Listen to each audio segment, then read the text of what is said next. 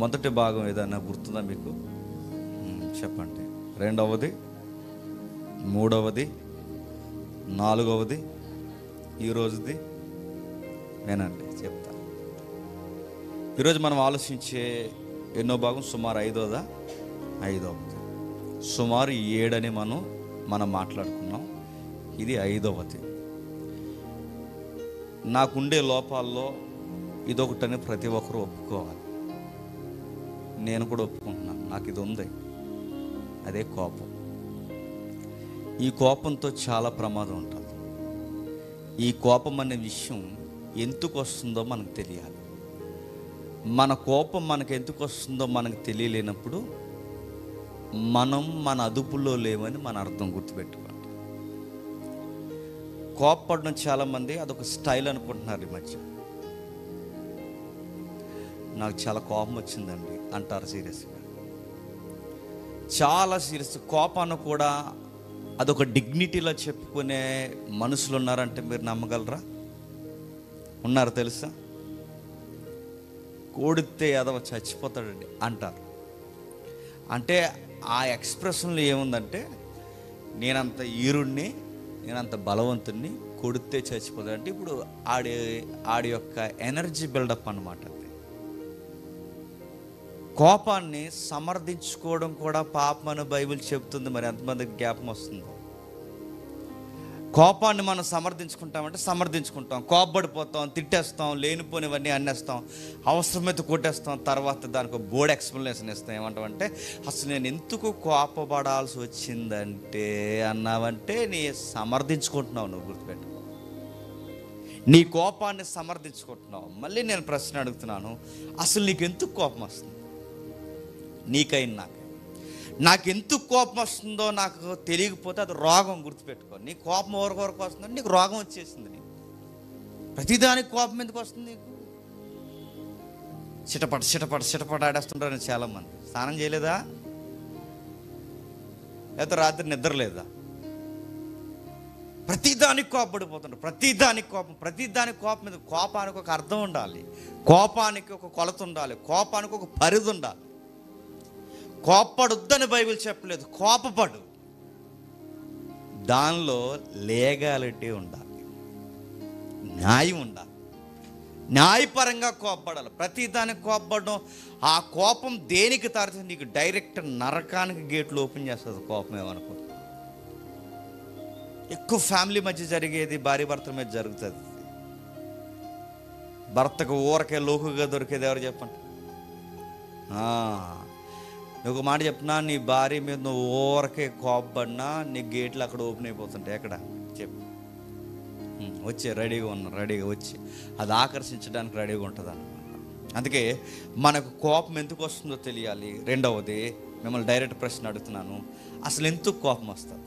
కొన్ని కారణాలు చెప్పండి, టక్క మనం మీకు గుర్తొచ్చినాయి. మీకు ఏ టైంలో కోపం వస్తుంది? ఎందుకు కోపం వస్తుంది? స్నానం చేయమంటే వస్తుందా? చెప్పండి మరి స్పీడ్గా. ఎందుకు కోపం వస్తుంది? చెప్పిన పని చేయకపోతే కోపం వస్తుంది. నెక్స్ట్ ఇంకా కాదు చెప్పండి, కారణం. కారం ఎక్కువ వస్తుంది అంటే చెప్తున్నాడు. చెప్పండి, ఇంకా కారణాలు చెప్పాలి. ఒకటి, చెప్పిన మాట వినకపోతే కోపం వస్తుంది. రెండు, చెప్పండి.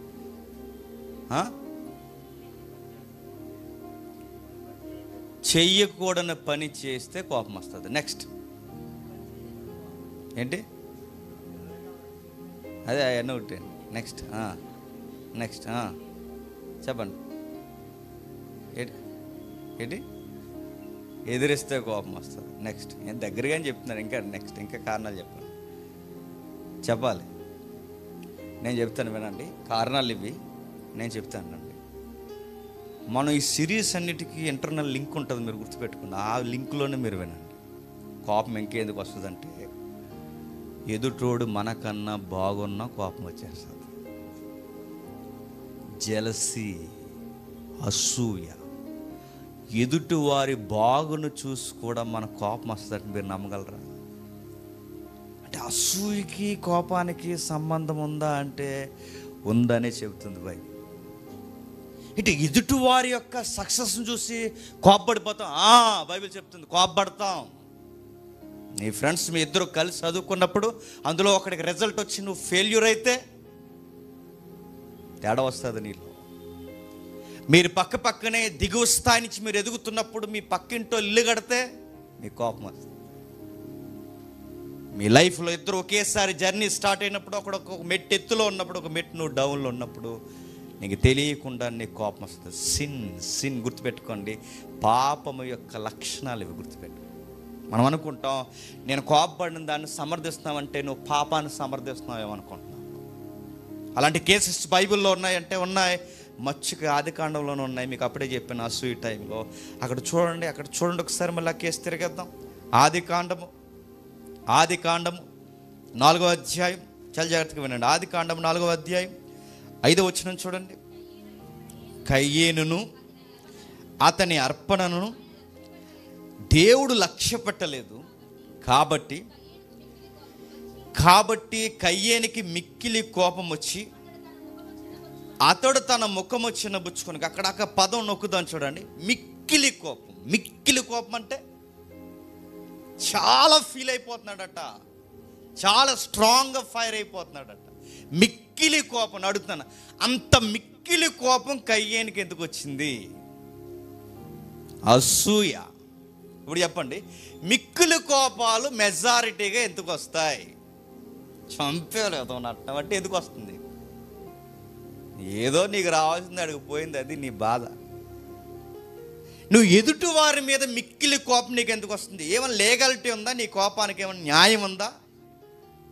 కయ్యేని గాడికి మిక్కిలి కోపం ఎందుకు వచ్చింది? సొంత తమ్ముడండి, సొంతోడండి. అంటే అసూయ ఎదుటోళ్ళని వారిని వీరినే కదండి, దగ్గరోలు బాగుపడిన, సొంత రక్తం పంచుకు పుట్టినోడు బాగుపడినా ఈ కళ్ళు చూడలేవు. ఈ మనుషులు సరిగ్గా భరించలేరు. ఈ మనుషులు సరిగ్గా వాళ్ళ వ్యవహార శైలిని మార్చేసుకుంటారు. అందుకే మీరు గమనించండి, కయ్యేనికి మిక్కిలి కోపం వచ్చింది. మిక్కిలి కోపం ఎందుకు వచ్చింది? ఇతని అర్పణ లక్ష్య పెట్టలేదట. అతని అర్పణని దేవుడు లక్ష్య పెట్టాడు. అతడు బాగున్నాడు రా, నేను బాగాలేదురా. అతడు దేవుడికి నాకన్నా ముందు ఒక అడుగు ముందున్నాడు రా, నేను ఉండలేకపోయాను రా, ఇలా ఫీల్ అయిపోయాడట. మీరు చెప్తే నమ్ముతారు నమ్మరో నాకు తెలియదు, కానీ మీరు ఈ సెక్టార్లో ఉన్నారు కాబట్టి మీకు తెలియకపోవచ్చు. నేను ఈ సెక్టార్లో ఉన్నాను కాబట్టి నాకు తెలుసు. సేవకుల్లో కూడా ఈ దరిద్రాలు ఉంటాయి తెలుసా. నేను నన్నే పోల్చుకుంటున్నాను. నాకన్నా ఎవడన్నా బాగా మెసేజ్ చెప్పాడు అనుకో, నాకు ఎక్కడో వెనకాల మంటేడేసినట్టు ఉంటాను. చెప్తున్నాను, పోల్చుకుని చెప్తున్నాను. నాకన్నా బాగా ఎవడైనా మినిస్ట్రీ బాగా వాడి పరిధులు నాకన్నా వెనకొచ్చి విస్తరిస్తున్నాయి అనుకోండి, వాడు కూర్చి ఎవడైనా నా దగ్గర పాజిటివ్గా మాట్లాడుతున్నప్పుడు నాకు ఎక్కడో కొడతా ఉంటుంది. గుర్తుపెట్టుకోండి, మనకన్నా బాగా మినిస్ట్రీలో అంటే దేవుడికి ఒకటి నచ్చిన, దేవుడికి ఒకడు మనకన్నా ముందు ఒక అడుగు ముందులో ఉన్న, దేవుడికి మనకన్నా దగ్గరగా ఒకడు అవుతున్నా, అప్పుడు కూడా మనకేం వచ్చేస్తుంది చెప్పండి? కోపం వచ్చేస్తుంది. ఆ కోపంలో మనం ఏం కోరుకుంటాం చెప్పనా? కోపంలో వాళ్ళ పతనాన్ని మనం కోరుకుంటాం, వాళ్ళ మరణాన్ని మనం కోరుకుంటాం, వాళ్ళకి ఏదైనా జరిగిపోతే బాగుందని కోరుకుంటాం. మీ మనసుని ఎప్పుడైనా మీరు గమనించండి, మీకు ఆ టైప్ ఆఫ్ క్యారెక్టర్స్ ఎవరైనా మీకు నచ్చకపోతే, సక్సెస్ అయిన వారు మీకు నచ్చకపోతే, వాళ్ళు ఏదో ఒకటి నష్టపోయారని తెలిసినప్పుడు మీరు ఒప్పుకుంటారు. లేదు, నేనైతే నాకు అనిపించేది బాగానే జరిగింది వాళ్ళకి అనిపించేది. బైబిల్ ముందు ఉన్నాం కనుక, సన్నిధిలో ఉన్నాం కనుక నేను చెప్తున్నాను. మన మనసు ఎందుకో తెలియకుండా ఇవి ఏంటండి ఈ లక్షణాలు అంటే, ఇది పతనమైపోయిన లక్షణాలు, పాపపు లక్షణాలు, ఆదాము దగ్గర నుంచి మనం అరువు తెచ్చుకున్న లక్షణాలు. గుర్తుపెట్టు, మనకు తెలియకుండా మనకు వచ్చేసిన లక్షణాలు. అది కయ్యేనులో కనబడుతుంది, అది భక్తుల జీవితాల్లో కనబడుతుంది, చాలామంది జీవితాల్లో కనబడుతుంది. కయ్యేనికి మిక్కిలి కోపం ఎందుకు వచ్చిందంటే, తన తమ్ముడు తనకన్నా బాగున్నాడని కోపం వచ్చేసింది. ఒకవేళ నీలో ఎలాంటి కోపం కనుకుంటే నేను చెప్తున్నాను, అది పాపమే. ఒకవేళ నీలో ఎదుటివారిని చూసి వారవలేని లక్షణాలు ఏమన్నా నీలో నాలో ఉంటే అది కోపమే కాదు, దాని పేరు పాపము కూడా. ఇది సులువుగా సిక్కులు పెట్టు పాపం. ఫైర్ అయిపోతున్నావు, కన్నురెప్పలు పైకి లేపేస్తున్నావు, నువ్వు రకరకాల సిమ్టమ్స్ చూపిస్తున్నావు, పళ్ళు బిగిస్తున్నావు, ఎదుటివారి పట్ల ఈ బిహేవియర్ చూపిస్తున్నావు అంటే జాగ్రత్త. ఏదో ఒక రోజు నేను అదే ఎత్తుకోకపోతే బైబిల్ సెలవిస్తుంది, ఆ దేవుడు నీకు ఈరోజు నీకు చెప్తున్నాడు, ఆ మాట నీకు నెరవేరకపోతే ఒకరోజు ఎదురుచు. కోప్పడి కాపురాలు పాడు చేసుకున్న వాళ్ళు ఉన్నారు తెలుసా. చిన్న కోపం అండి, ఏముండదు, పెద్ద గొడవ ఏం కాదు. ఆ ఫైరింగ్ తగ్గరు అంతే. కేవలం చిన్న కోపానికి స్నేహితులు విడిపోతారు తెలుసు. 20 సంవత్సరాల స్నేహం విడిపోతుంది. కోపం అనే దాంట్లో మెడికల్ టెంపర్లు ఏం చెప్పారు తెలుసా, బాగా కోపపడిపోయిన ముందు బీపీ వచ్చేద్దంట. బీపీ వచ్చేస్తే ఏమొచ్చేది చెప్పండి, హార్ట్ స్ట్రోక్ వచ్చేస్తుంది.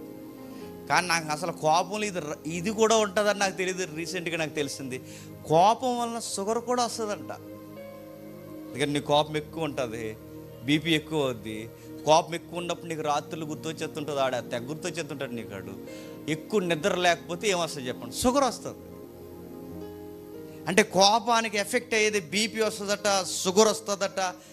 నేను ఊహించింది మరొకటి చెప్పిన, మెడికల్లో చెప్తున్నారు థైరాయిడ్ కూడా వస్తుందట.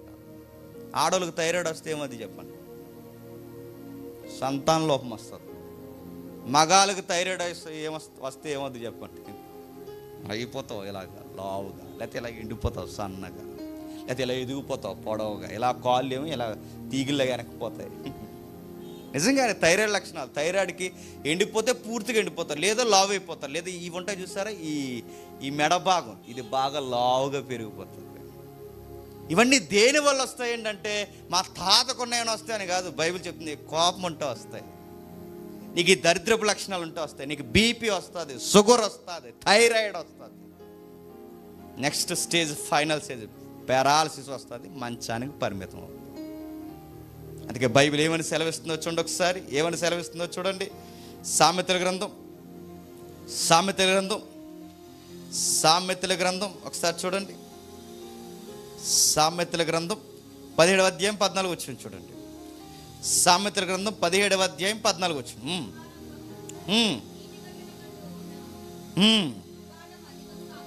వివాదము అధికము కాకమునిపే దానిని విడిచిపెట్టు. వివాదము అధికము కాకముందే దాన్ని విడిచిపెట్టు. అది ఎలా ఉందో తెలుసా, వాడికి బైబిల్లో మూలాల్లో కోపం అనేది గొడవలకు కారణం అవుద్ది. గొడవ అనేది కారణమైతే ఆనకట్టకి, వాడికి బైబిల్లో ఆనకట్టకి గీతలు పడితే ఏమవుద్ది, ఆనకట్ట తెలుసుగా, డ్యామ్కి బీటలు పడితే ఏమవుద్ది, ఊరు లెగిసిపోద్ది, ప్రజల మనుగుడు పోతుంది.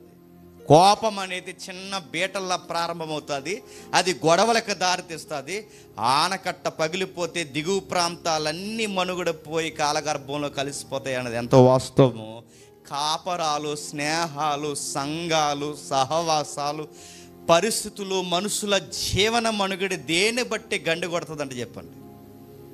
ఒక్క కోపము గొడవకు దారితీస్తే, డ్యామ్ పగిలిపోతే దిగువ పల్లెలు ఎలా అయితే నశించిపోయి నష్టపోయి కొట్టుకుపోతాయో, గొడవలు కోపాలు వస్తే జీవితాలు కూడా నష్టపోయి కొట్టుకుపోతాయి.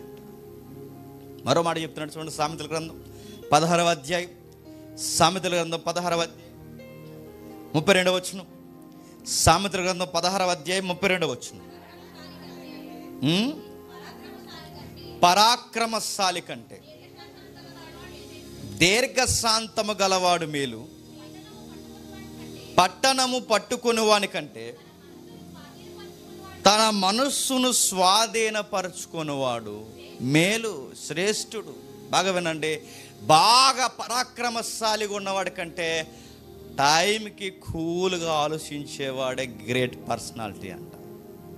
ప్రతి దానికి ఇదిలోకి వెళ్ళిపోయి రండ్రా చూసుకుందామంటే ఏమవుద్దండి, ఈ బిల్డప్ గాళ్ళు ఎక్కువ ఉంటారు ఈదుల్లో, చూసారు మీరు, వెళ్తారు, అసలు వీడికి గొడవ సంబంధం ఉండదు, వాళ్ళిద్దరు గొడవ ఏదో అవుతుంది, ఆడి మధ్యలోకి దోతాడు, రండ్రి ఈసారి అసలు ఆడికి వీడికి గొడవ అయితే వీడికి మధ్యలో ఎందుకండి, వీడి మధ్యలోకి వెళ్ళిపోయి. సామెతల్లో ఒక మాట ఉంటుంది, ఏ గొడవలో పడితే ఆ గొడవలో నువ్వు దూరకు, నీకు సంబంధం లేని గొడవ, అంటే వివాదం ఏంటో పూర్తిగా నీకు తెలియకుండా, అసలు నీకు సంబంధం ఉందో లేదో తెలియకుండా నువ్వు మధ్యలోకి దూరితే ఏమవుతుంది, మెత్త కొట్టి పంపించేస్తారు. అంత ఏం చేస్తారు చెప్పు, నువ్వు మధ్యలోకి దూరుతావు, ఆడివిడి ఏకమవుతారు, నీ మీద పడతారు, ఏమవుతారు, తీసుకెళ్ళి హాస్పిటల్లో జాయిన్ చేస్తారు. నీకు అవసరమా? దారిని కుక్కను దంతుంటాడు ఒకడు, అది కరిసేస్తే ర్యాబీస్ వద్దు, నువ్వు మమ్మల్ని కరిసేస్తావు. అడుగుతా అది ఏంటంటే, ఒకడికి కోపం వస్తే అటు చుట్టుపక్కల, ఒకటి కోపం వస్తే చుట్టుపక్కల కుక్కలను ఎగరేసి చూడండి, అడు ఇలా కుక్కను ఎగరేసి చూడాడు, అసలు ఈడికి గొడవ దాన్ని ఎగరేసాడు, దానికి అర్థమయ్యేది కాదు. కుక్కల్ని ఎగరేస్తారు, బల్లలు గుద్దేస్తుంటారు. అదో పెద్ద హీరోయిజం అని కూడా. బల్లలు గుద్దేస్తారు, గోడలు గుద్దేస్తారు. గుద్దేసారు, గట్టి గుద్దు. కాలో చెయ్యి ఇరిగితే నడుతుంది, ఎవడికి నష్టం? బైబిల్ చెప్తుంది, అన్నిటికన్నా పరాక్రమశాలి కన్నా, బలశాలి కన్నా, కత్తి తిప్పి 10,000 మందిని పడగొట్టేవాడి కన్నా ఆ టైంకి కూలుగుండే పోరా అని వదిలేసి కూల్గా వచ్చేసేవాడే ఆడికన్నా బలవంతుడు అంటే గుర్తుపెట్టు.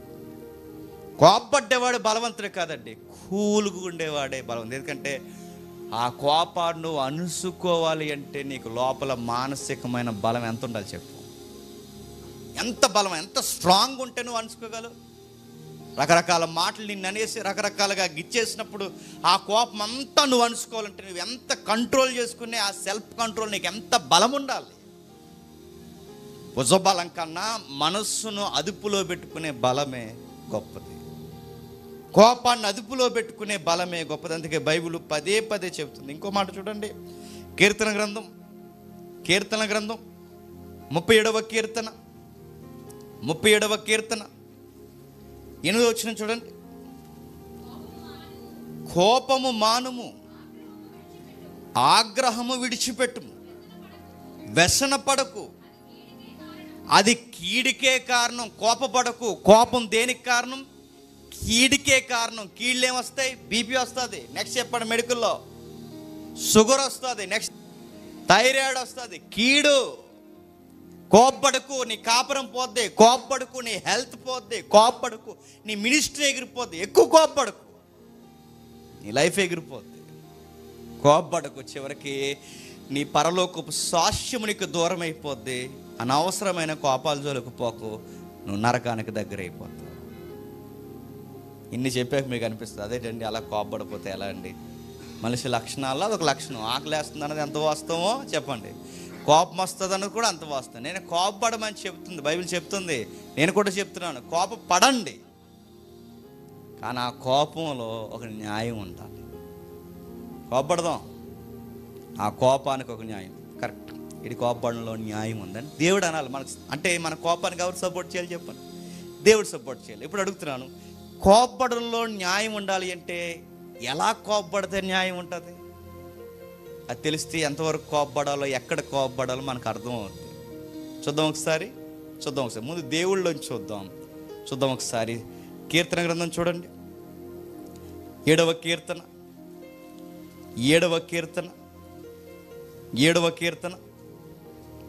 11వ వచనం నుండి. న్యాయమును బట్టి ఆయన తీర్పు తీర్చును. ఆయన ప్రతిదినము కోపపడు దేవుడు. ఇప్పుడు చెప్పండి, దేన్ని బట్టి ఆయన కోపపడతాడు? న్యాయమును బట్టి. నువ్వు నేను కోపపడాలంటే ఏముండాలి? న్యాయం ఉండాలి. ఇప్పుడు చెప్పండి, దేవుడు కూడా కోపపడతాడు. నువ్వు నేనే కాదు, ఎవరు చెప్పండి? దేవుడు కూడా కోపపడతాడు. అంటే ఇప్పుడు దేవుడు కూడా కోపపడుతున్నప్పుడు ఆయన దేన్ని బట్టి కోపపడుతున్నాడు? న్యాయమును బట్టి. ఏంటి న్యాయము? కిందికి వివరిస్తున్నాడా? ఒకడును మల్లని ఎడల ఆయన తన ఖడ్గమును పదును పెట్టును, తన విల్లు ఎక్కుపెట్టి దాన్ని సిద్ధపరిచి ఉన్నాడు. వాని కొరకు మరణ సాధనములను సిద్ధపరిచి ఉన్నాడు. తన అంబులను అగ్నిబాణములుగా చేసి ఉన్నాడు. పాపమును కనుటకు వాడు ప్రసవ వేదన పడుతున్నాడు. ఒక మనిషి మీద దేవుడు ఎందుకు కోపపడుతున్నాడు? మారకపోతే కోపపడుతున్నాడు, చెడుగా ఉంటే కోపపడుతున్నాడు. నెక్స్ట్, దేవుడు కోరుకున్నట్టుగా మనుషుల్లో వ్యక్తిత్వం కనబడలేనప్పుడు కోపపడుతున్నాడు. ఖడ్గం ఎత్తుపడుతున్నాడట, అంబులు ఎత్తుపడుతున్నాడట, విల్లు ఎత్తి పెడుతున్నాడట. ఇవన్నీ ఎందుకు ఎత్తి పెడుతున్నా ప్రభు అంటే ఇలా తిరగరా అని చెప్పడానికే కోపం. అంతే. ఆయన కోపంలో మనుషులకి మార్పు ఉంది. అంటే ఇప్పుడు మనం కోపపడితే ఆ కోపం ఇతరులకు ఎలా ఉండాలి చెప్పండి? ఆడు మారేలా ఉండాలి. మనం కోపపడితే మారతారా, కనబడకుండా పోతారా చెప్పాలి. ఇప్పుడు నువ్వు కోపపడ్డావంటే ఆ కోపం ఎదుటోడికి ఏం తీసుకురావాలి? మార్పు తీసుకురావాలి. నేను అడుగుతున్నాను, మనం కోపపడినప్పుడు ఎదుటోడికి మార్పు వచ్చేలా, నిజమే అలా కోపపడడంలో తప్పేం లేదు, నేను చేసే పనుల్లో తప్పుడు విధానాలు ఉన్నాయి, నేను మార్చుకోవడం మంచిదని ఆడికి అనిపించాలి. అలా న్యాయపరంగా కోపపడాలి. అంటే ఒక వ్యక్తిలోని యొక్క ప్రవర్తన మార్పు చెందే విధంగా, ఇది బాలేదు, ఇదిగో ఇలా ఉంటే నేను చెప్తున్నాను, నేను నీతో ఉన్నామనుకుంటున్నాను, నువ్వు ఇలా ఉంటే నేను చెప్తున్నాను ఈ ప్రవర్తన ఇది మంచి పద్ధతి కాదు, ఇది దేవుడి ఎదుట నా ఎదుట సహవాసం ఇది బాలేదు, నువ్వు ఇలా ఉంటే కష్టం రా అబ్బాయి అని చెప్పాలి. అది విధానం. ఆ విధంగా మనం కోపపడాలి.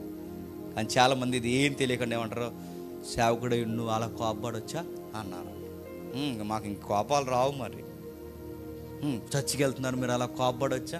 చర్చికి వెళ్తే చెప్పండి అంటే వీళ్ళు చేయాల్సిన అన్నీ చేసేస్తారు, మనం ఇంకా చెప్పండి ఏమడు అలా చేయకు నాన్న అనాలన్నమాట.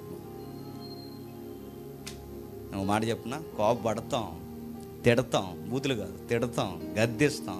ఎందుకు ఇవన్నీ చేస్తామంటే నువ్వు మారాలని కోరుకుంటున్నావు, నువ్వు మారాలని పళ్ళు బిగిస్తావు, నువ్వు మారాలని గుప్పులు బిగిస్తావు, నువ్వు మారాలని ఇదిగో ఈ విధానం కరెక్ట్ కాదని నీ మీద కల్లరి చేస్తావు. ఇదంతా దేనికంటే నువ్వు మారాలి. నీలో దైవికంగా వ్యతిరేకమైన పనులు ఉన్నాయి, దైవానికి వ్యతిరేకమైన పనులు. అందుకే నువ్వు మారాలి. ఇప్పుడు దేవుడు కోపపడుతున్నాడు. ఎందుకు కోపపడుతున్నావు? కత్తి ఎందుకు ఎత్తుతున్నావు ప్రభు, విల్లు ఎందుకు ఎత్తుతున్నావు ప్రభు అంటే చెబుతున్నాను రా, నువ్వు వినకపోతే చెప్పండి తీసేస్తాను రా. ఎంత పెద్ద వార్నింగ్ అంటే అది. దేవుడు బాణం వేస్తాడు అనుకోకండి, పొయిటిక్గా చెప్తున్నాడు. అది సాంగ్ కదా, ఇది పాట కదా, పాటలో కవి భావ వ్యక్తీకరణ. దేవుడు బాణం వేస్తాడంటే బాణం వేస్తాడు. ఎలా వేస్తాడు? నువ్వు ఇలా బైక్ వేసుకెళ్తావు, ఎదరో లారీ బాణం వేస్తాడు అన్నమాట. నీకు 2 సెకరాలు, అయ్యో 10 సెకరాలు, బాణాలు 10 బాణాలు వస్తాయి. అలా మారుతావా? మారు. చిన్న జల కల వచ్చి అలా వెళ్ళిపోద్ది. ఫస్ట్ బాణం అది. అర్థమవుతుందా? అమ్మో అనిపిస్తుంది. ఏంటిది బాణం? అది ఏమనుకుంటున్నావు? బాణాలు పడతాయి, ప్రమాదాలు వస్తాయి, ఇబ్బందులు పడతాయి, దెబ్బల మీద దెబ్బలు. దేవుడు ఎన్ని కొట్టాలని తగిలిస్తాడు. నీకు ఎంత దేవుడు ఇదిగో నీకు ప్రమాదం ఉందో చూపిస్తాడు, మారు మనసు వైపుగా నడిపిస్తాడు. అవకాశం ఇస్తున్నానని పలుమార్లు హెచ్చరిస్తాడు. రోడ్డు మీద ప్రమాదాల్లోనో, రోగాల్లోనో, ఇబ్బందుల్లోనో, సమస్యల్లోనో, ఆర్థిక ఇబ్బందులు ఏదో ఒకటి నీ మెడకు చుట్టుకుంటుంది. దేవుడు నీ మీదకి విల్లి సురుతున్నాడు, గుర్తుపెట్టుకో. మార్రా అబ్బాయి, నీ ప్రవర్తన బట్టే నీకు ఇలాంటివన్నీ చుట్టుకుంటున్నాయి. నీ ప్రవర్తన బట్టే నీకు ఇలాంటివన్నీ మీదకి వస్తున్నాయి. నువ్వేదో అనుకుంటున్నావు లారీ వాడి తప్పు, ఆడి తప్పు, ఈడి తప్పు కాదు, నీ తప్పు.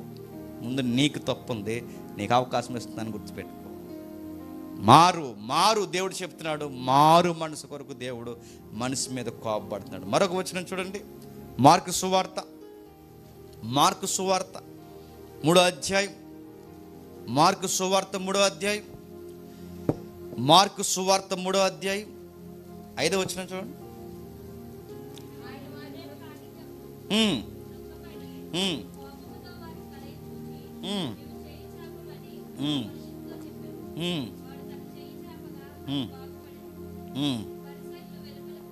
పరిసయ్యులు వెలుపలకు పోయి వెంటనే హేరోదీయులతో కలుసుకొని, ఇక్కడ కోపపడుతున్నది ఎవరండి? ప్రభు అయిన యేసుక్రీస్తు వారు. ప్రభు అయిన యేసుక్రీస్తు వారు కూడా కోపపడ్డారా? కోపపడ్డారు. యెహోవా దేవుడు కోపపడ్డాడా? కోపపడతాడు ప్రతిదినం.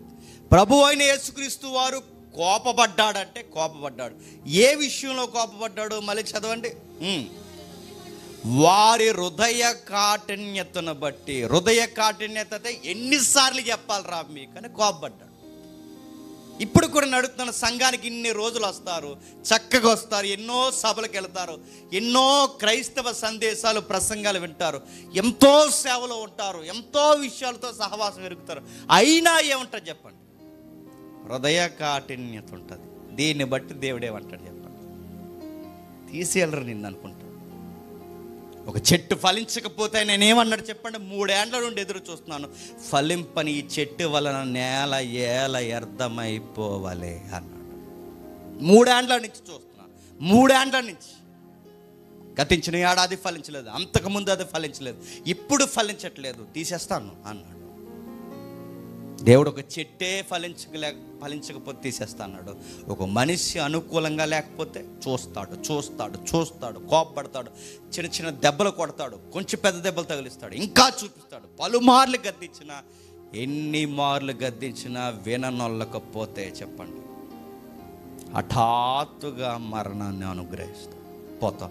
అరే ఇప్పుడే అండి టిఫిన్ చేశాడు, సడన్గా ఎందుకు ఇలాగైందంటే వీడు ఇప్పుడే టిఫిన్ చేయడు, నువ్వు చూసావు, ఆడు చాలా సంవత్సరాల నుంచి టిఫిన్ చేస్తున్నాడు కానీ మారతలేదని దేవుడు ప్రతిరోజు టిఫిన్ చూస్తున్నాడు. గుర్తుపెట్టుకోండి. నీకు అర్థమవుతుందా? నువ్వు ఈరోజు సరే ఇప్పుడే మాట్లాడాడండి, దేవుడు అన్ని 3 ఏళ్ల నుంచి చూస్తున్నాడు. వాడు 3 ఏళ్ల నుంచి చూస్తున్నాడు, ఏమని మారట్లేదు. చూస్తాడు అంటే మన హృదయాలు కఠినంగా ఉంటే, వాక్యానికి స్పందించకపోయినా, దేవుని సహవాసానికి స్పందించకపోయినా, ఇక్కడ చెబుతున్న సారానికి నీ హృదయాన్ని ఇవ్వకపోతే ఎంత కఠినంగా ఉన్నావేంట్రా, చూస్తాడు ఆయన. ప్రసంగి ఇక్కడక్కడ మాట చెప్తుంటే చాలామంది వెనకాల కూర్చొని మొబైల్స్ నొక్కుంటారు. మంచి కదలేండి, బయట మొబైల్స్ నొక్కుతుంటారు. అరే ఎంత కఠినంగా ఉన్నావేంట్రా.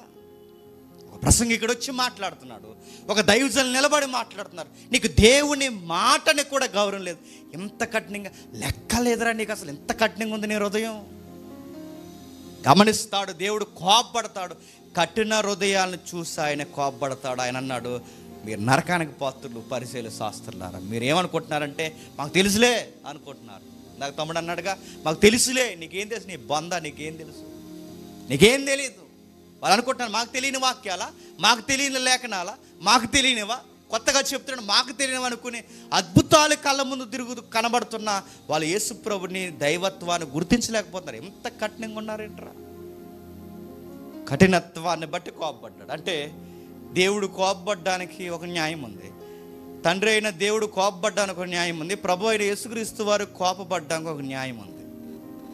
ఇప్పుడు మనం కేటగిరీలోకి వద్దాం. మరి మనలాగా కోపపడిన వారు బైబిల్లో ఎవరైనా ఉన్నారంటే, నీకు దైవానికి ఉన్న మనసు నీకుంటే అలాంటి విషయాల్లో నీకు కూడా ఏమొస్తుంది చెప్పు, కోపం వస్తుంది. కొన్నిసార్లు చూసారా, ఆడు మనకు డబ్బులు ఇవ్వాల్సిన అవసరం లేదు, ఆడు మనకి ఏ అప్పు లేడు, వాడు ఏ విషయంలో కూడా వాడికి మనకి ఈ ఫైనాన్షియల్ మ్యాటర్స్ ఏమీ లేవు, కానీ వాడి మీద మనం కోపపడతాం. ఎందుకు కోపపడతాం చెప్పండి. నువ్వు సంఘానికి వచ్చి ఎందుకురా ఇలా ఉంటున్నావు, ఈ మనసు ఎవరు చెప్పండి. ఎంత పర్సనల్గా అంత పర్సనల్గా మనం ఎందుకు తీసుకుంటున్నాం. అరే ఇక్కడ అందరూ బాగానే ఉన్నారే, చాలామంది ఇక్కడ 100 మంది వస్తున్నారు, అందరూ బాగానే ఉన్నారు, అందరూ బాగున్నప్పుడు నీ ఒక్కడికి ఎందుకు రాడు ఎలా ఉంటే నీకెందుకంత ఫైరింగ్ వచ్చేస్తుందంటే, అందరికీ ఆడి ఆత్మీయత పట్ల కోపం రావట్లేదు, నీ కోపం వస్తుందంటే దేవుని ఆత్మ నీలో పనిచేస్తుంది. ఉన్నారు అలాంటి వాళ్ళు బైబిల్లో ఉన్నారు. చూద్దాం ఒకసారి, సంఖ్యాకాండం చూడండి ఒకసారి. సంఖ్యాకాండం 25వ అధ్యాయం, సంఖ్యాకాండం 25వ అధ్యాయం 11వ వచనం నుండి. సంఖ్యాకాండం మీకు సందర్భం అర్థం కావాలంటే మొదటి వచనం చూడండి. ఇశ్రాయేలీయులు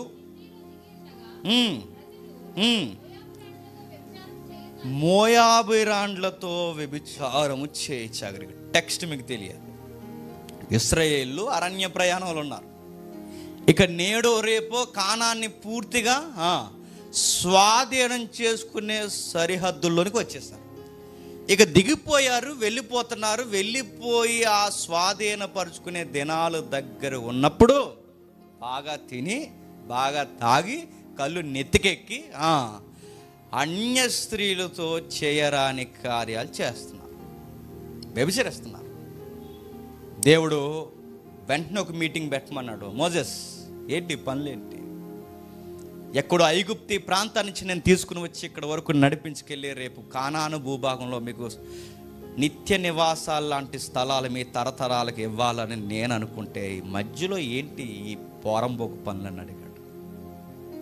పోరంబోకు పనులేగా అయ్యి ప్రతిసారి ఈ పదం అన్నప్పుడు మళ్ళీ ఎవరిని ఇవ్వాల్సి వస్తుంది. పోరంబోకు అనేసి రేటండి అని. పోరంబోకు అంటే పంచాయతీలు అంటారులేండి ఆ పదం, పనికిరాని భూమి అని. అది పోరంబోకు భూమి. పోరంబోకు పనికిరాని పని ఏంటి, ఇదేం పని అనగానే డిస్కషన్ జరుగుతుందండి. చాలా సీరియస్ డిస్కషన్. మోసెస్ నిలబడ్డాడు, అహరోన్ నిలబడ్డాడు, ఇంకా యాజకులు కొంతమంది నిలబడ్డారు, పెద్దలందరూ నిలబడ్డారు. ఇశ్రాయేలు పెద్దల సమూహం, అరే ఏంటి ఈ పనులు, ఇలాంటి పనులు చేస్తున్న వాళ్ళందరినీ హెచ్చరిస్తున్నారు. ఈ టైంలో ఇంత సీరియస్ మ్యాటర్ జరుగుతున్నప్పుడు సరిగ్గా గుడారం దగ్గరికి ఏ విషయం కొరకైతే డిస్కషన్ జరుగుతుందో, ఏ ఆడవులతో సహవాసం చేసి వ్యభిచారాలు చేయకూడదని డిస్కషన్ జరుగుతుందో, అదే డిస్కషన్ జరుగుతున్న టైంలో మోయాబీ స్త్రీని ఇంకొకటి తీసుకొచ్చేసాడట. మీకు అర్థమవుతుందా కోపం ఎందుకు వస్తుందో?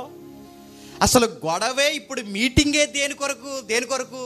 మరి మోయాబు స్త్రీలతో మీరు వ్యభిచారం చేస్తున్నారు, ఇది కాని పని. ఇశ్రాయేల్ అయిన మీకు సొంత పురుషులుగా సొంత భార్యలు మీకు ఉండాలి, విశ్వాసిగా మీరు కాపురం జరిగించాలి. మీరు పోయి అవిశ్వాసులతో జోడీగా ఉండి మోయాబు స్త్రీలతో మీరు వ్యభిచారం చేయడం ఏంటని ఎంత కోపం. దేవుడు ఉగ్రత తెగుళ్ళ వచ్చి మీద పడిపోతున్న టైంలో ఇది ఏమి ఎక్కకుండా ఈ కఠినాత్ముడు ఒకడు ఆ గుడారం దగ్గరకు ఒక ఆవిడని తీసుకుని రెడీగా లోపలికి వెళ్ళిపోతున్నాడంట. ఏం చేయాలండి అండి? వెంటనే ఒకళ్ళు లెగిస్తాడు. అక్కడ మోసే అక్కడ మాట్లాడుతున్నాడు, అహరోన్ అక్కడ మాట్లాడుతున్నాడు. ఒకళ్ళు లెగిస్తాడు, యవనస్తుడు లేచి ఒక ఈటు తీసి ఇద్దరికి దిగిపోయేలా కూర్చేశాడు. అతగాడి పేరు ఫినిహాస్. ఈట ఎత్తాడు, ఒకేసారి దించేశాడు. ఇక్కడ ఏం మాట్లాడుతున్నారు పెద్దోళ్ళు? మీరు చేస్తున్న పని. ఇక్కడ దేవుడు ఏ విషయం కొరకు ఇంత సీరియస్ డిస్కషన్ జరుగుతుంది, ఏ పాయింట్ మీద అయితే ఇంత మీటింగ్ జరుగుతుందో ఆ పాయింట్ నువ్వు గాలి కొదిలేసి నువ్వు మళ్ళీ గుడారంలోకి మోయాబీ స్త్రీని తీసుకొస్తున్నావంటే నిన్నేం చేయాలని ఈడికి దించిన ఈటే అవతలకు కూడా దిగిపోయిందండి. గుర్తుపెట్టుకో. దేవుడు అన్నాడు, very good my son Phinehas, ఇది నా ఆత్మ, ఇది నా ఫైర్ అన్నాడు. ఇది నాకున్న కోపం. నువ్వు నరహత్య చేసావని నన్ను, నువ్వు ఎదుటోడిని చంపావని అన్న ఫినిహాస్, నాలాగి సీన్లో నువ్వు ఆలోచించావు. నీ కోపంలో న్యాయం ఉంది. అది ఇప్పుడు ఎవరన్నా పొడి చేశారు కనుక ఆ సీన్ వేరు, అది ఆ పరిస్థితి వేరు. న్యాయం ఉంది అంటే ఇప్పుడు ఫినిహాస్ అనే దేవుడు నరహత్య అనే జాబితాలో ఎందుకేలే చెప్పండి?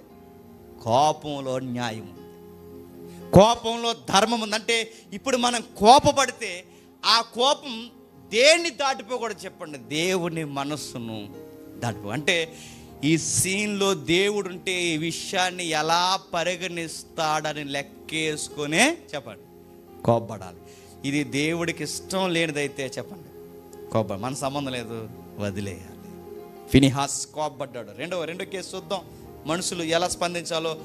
భూమి మీద మిక్కిలి సాత్వికుడు ఎవరు చెప్పండి? అసలు ఆయన ట్యాగే అది. ఏంటి ట్యాగు? భూమి మీద మిక్కిలి సాత్వికుడు. భూమి మీద మిక్కిలి సాత్వికుడు. సాత్వికుడు కూడా కోపపడ్డాడు. ఏ విషయంలో? మొత్తం తినేహరేట్రా అనా? అసలు తినేస్తారు ఎవరు? ఇశ్రాయేల్ మొత్తం తినేసారేట్రానా? కాదు. తిండి కోసమా, నీళ్ళు కోసమా, బంగారం నాకు ఇవ్వకుండా అహరోనికి ఇచ్చారేంట్రానా? ఇవేమీ కాదు. ఏ విషయంలో కోపడ్డాడు ఒకసారి చూడండి. నిర్గమాకాండం 32వ అధ్యాయం. నిర్గమాకాండం 32వ అధ్యాయం 19వ వచనం చూడండి.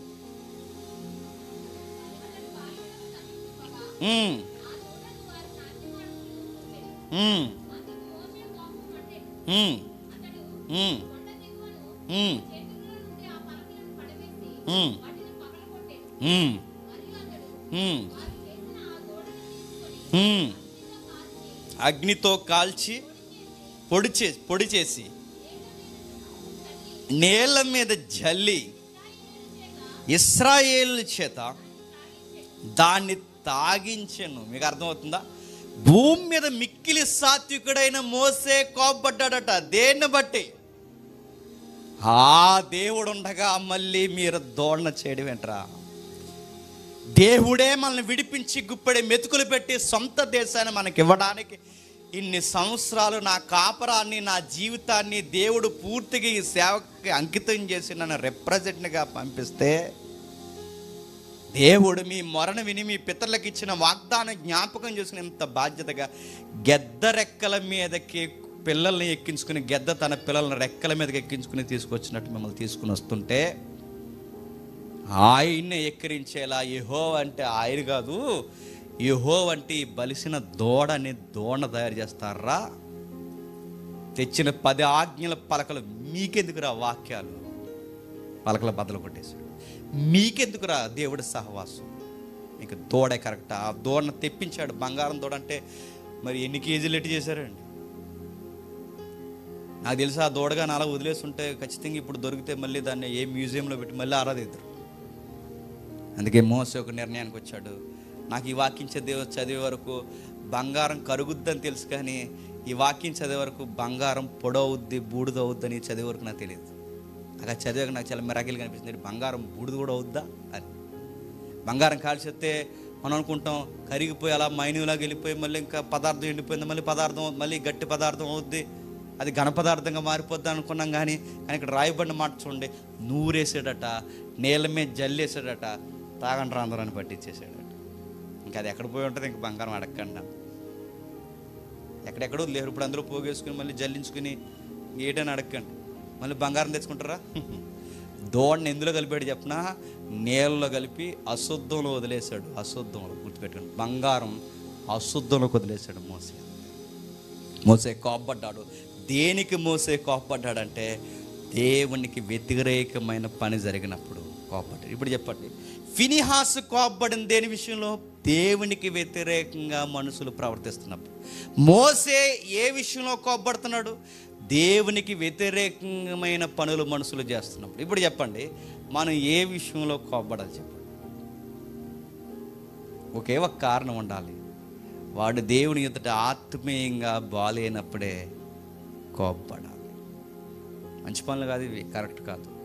నువ్వేదో అనుకుంటున్నావు, మేము ఇలాగ ఉంటాం అనుకుంటున్నావేమో, జాగ్రత్త. నువ్వు ఇలాగే ఉంటే నీకు మాకు చెప్పు కట్ అవుద్ది.